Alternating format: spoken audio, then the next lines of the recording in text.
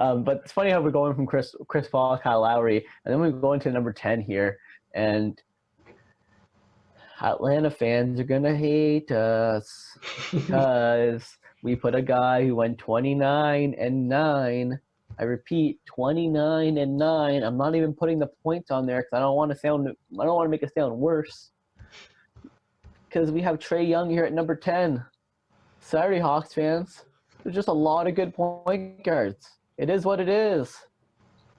Yeah, I mean, he's a guy who I had close to my top five, but even like you said, even I feel like if we didn't have a top five, Hawks fans would be mad because what you see in terms of just the points per game and basically being a double We double. didn't have him top 3. They'd Yeah, be mad. exactly.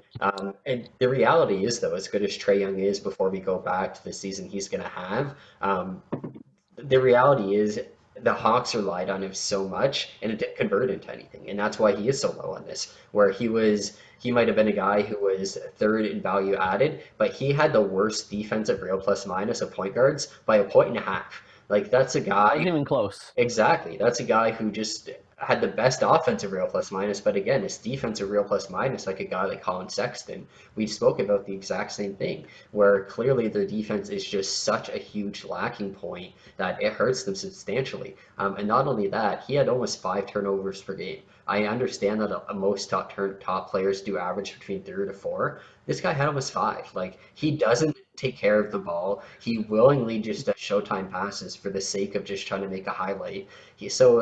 He's just a highlight reel, and that's not a guy who's trying to win the game. And until we see him make that adjustment, I would rather see Trae Young put up 25-7 and the Hawks makes the playoffs and actually give him a top five spot than him put up 30-10 and just seem like a guy who cares about himself and only himself out there. I don't care about 10 assists. The 10 assists are for Trae Young. They're not for those guys who he passed the ball to. He's a stuffer on a bad team, and he's not making that team any better. I see that team being a very good team this year. Mm-hmm. Trae Young has a lot of potential to be an important part of that team.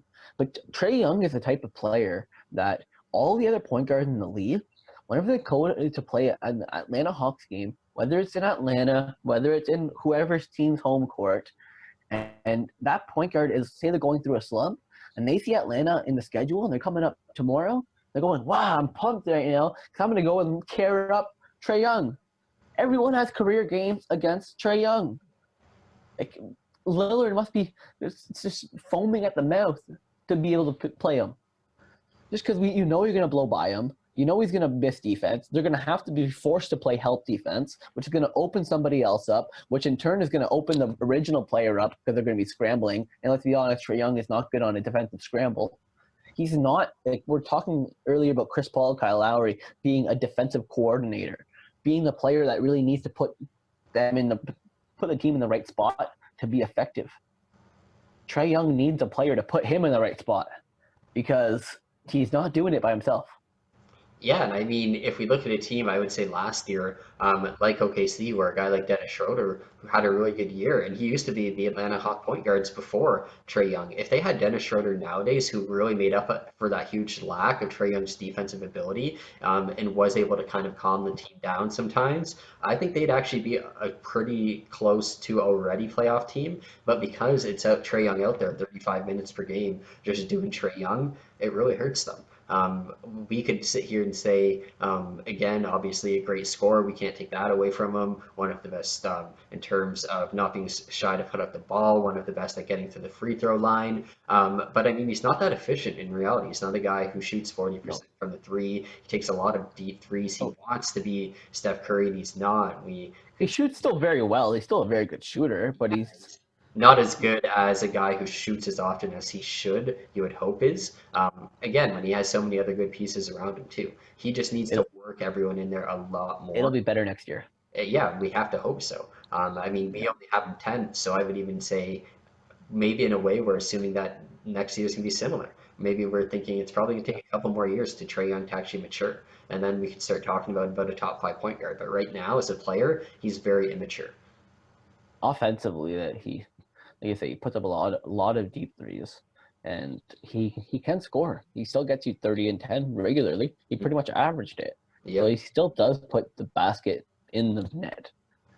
But you say the fact that he didn't. I didn't even know that stat about him being a point and a half worse than any other point guard in the league. Probably any other player. Let's be honest. I mean, So like, probably, yeah. it's a very good chance by any other player. So I that just reinforces why I didn't have him in my top 10 personally. And Atlanta Hawks fans are going to be pissed off, and they're going to, if anything, they're going to comment on our videos telling us how we know nothing about basketball. Very biased. We tried to be not biased whatsoever by making this list. Tried very hard, but Trae Young cracks the top 10, and he got over players like Chris Paul and Kyle Lowry, which is a great accomplishment. And he could prove us wrong and easily jump into the top 5 next year. If he plays even average defense, gets a little bit more efficient, shoots maybe 1 or 2 less threes, but gets a 3-point up to like 37 or 38%, then yeah, he's probably a top 5 point guard in this league. If Especially anything, he's probably a top 5 or 10 player in this league. especially if the Hawks make the playoffs, then it's a whole nother discussion. Where But he was one of the players highest in usage rate, one of the highest in value added, but it still didn't add to wins because we exactly, know the things he does. So if he could actually convert that value and convert that usage into rates, like you said, convert that usage rate into wins, like you said, we're actually going to be talking about a guy who's definitely a top 5 point guard because we know we know he's the leader of the team already, but like I said, he's just overall too immature of a player to put ahead of yeah, everyone else on the list, basically. exactly. And I hope the best for him. I still went very high. He has a great future ahead of him. And I think the whole Doncic and Trae Young trade is going to be debated for many years because Trae Young is going to get up to that level. But right now, Doncic is on a whole other planet. It's not even close. So Trae Young, very good player, but he is top 10 point guard, but just barely. Moving on from